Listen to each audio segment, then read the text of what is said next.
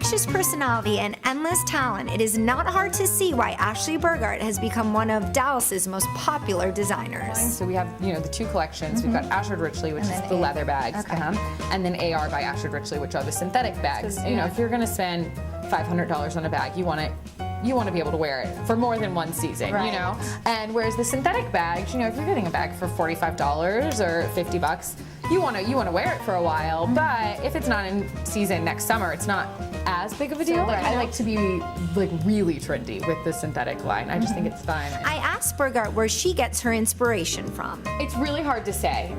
It's kind of random. Things will just come. There's not. I think some people might have one thing that really inspires them. For me, it's kind of just life and things going on.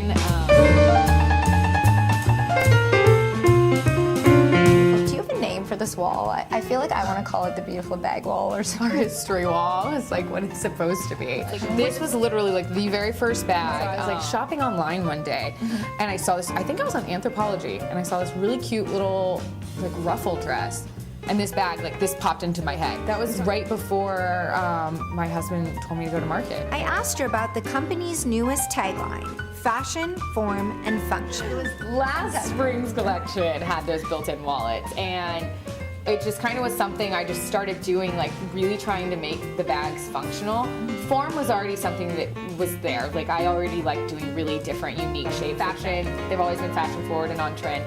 But the function really came in probably about a year ago with those wallets, and now I really try to make every bag have multiple carrying options, a different way you can do it. So really trying to make them versatile, for the woman on the go. I left the interview purchasing not one, but two of the very popular Ashford Richley envelope clutches. You've got this pocket here. So now with iPad out and everything, I've made it to where it fits the same size. It's the iPad. So you can put the iPad in one side and you can put all of your other stuff in the other side. That's amazing. That's so perfect. Yeah. And again, following your 3 F's, which is the form, function, and fashion. Exactly. This is a great example of that. It's so well received at market. So you can put it on your shoulder. You can drop it and wear it crossbody. Okay, so it's really great. If you're running through the airport, you can just take it and throw it on real quick. Right. So you've got a really nice little lambskin flap that just hangs over. It's weighted to keep it closed down. Then my favorite feature is the built-in wallet. You're so smart, Ashley. Thank you. Thank you. It's you were thinking of me when you made it. I'm just kidding. This is our Rhea bag. So you've got a long strap here. You can wear it crossbody. But that is a detachable strap, so you can take it off. This is the perfect travel bag, I'm not kidding. So you've got a short little chain strap. So cute. Dinner. Then if you want, you can just fold this right in for it to be your clutch if you're going out after. I know you spent some time in Florence. And how much did that affect your design style? So I was clothing design all the way up until I went to Italy. So Studying there at age 20 changed Burghardt's perspective on her future. I'll just take this accessories design class and fell in love. And so that's really what made me pursue my internship after that in accessories and then coach and everything to follow. So it was a really big turning point, I would say.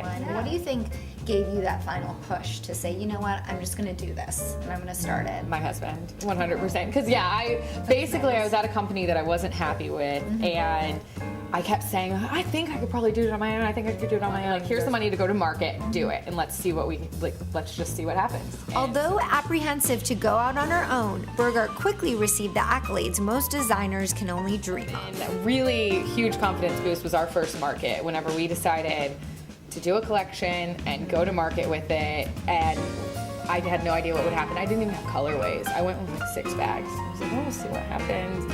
And we just got all these orders and had an amazing market our first time. I think our first market here in Dallas, we opened 25 stores, which is really kind of unheard of for your first time. Yeah, it was good. In our first year, we actually opened over 100 stores, or right around 100 stores. Yeah. And she has learned a great deal along the way.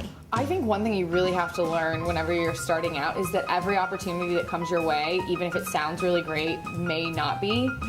When we first started, you kind of think that you have to do everything, and what you end up doing is spending a ton of money, and you realize that a lot of it doesn't necessarily bring the sales that it said it would. Or as we've matured as a company, learning you don't have to do everything. Just because somebody approaches you to do an event or this and that, like, doesn't mean you need to do it. And really kind of, you don't have to do every single market either. Right. There's nothing, you're gonna fall on your face a couple of times. It happens. You know, there's nothing you can do about it because there are always new things that come your way. The first thing that I think really made me go like, oh my gosh, this is really great, was the first time I got into WWD. It wasn't very long after we started the company. I was at market in Vegas and they came up and they saw my bags and they loved them, and so we got featured only a couple of months into our company. And obviously now the show. The show Burghardt is referring to is Lifetime's 24-hour catwalk, a quick shot design competition where she walked away with the top prize. But whenever I won, I just like stood there and then started crying, which I had to laugh at myself later. I couldn't believe I started crying. Like, people say that, oh, was it really stressful? It was more exhausting. You know, we literally did not sleep for 2 days straight. There weren't any windows. You really didn't have a concept of time, and it was really nuts. Burghardt is now expanding on the clothing collection she first created on the show. So some of the collection was inspired from the show, like the dresses and stuff that I did on the show. And we're trying to kind of make them more like every day. They were a little more, you know, dramatic on the show. So a lot of exposed zippers. I love exposed zippers. Where the pieces mix and match really well together. We are doing the turtleneck, like the bunchy turtleneck. I don't know why I'm kind of into it right now. Throw it on. You know, you could wear this to the office and just like put on little flats. Right. And like a little jacket if you wanted to. Cute. But then it's also cute, like you can dress it up and make it really fun for like going out at night. One thing is for sure, we will be paying close attention to what this incredible Dallas designer does next. This is Priya for DFW Style Daily.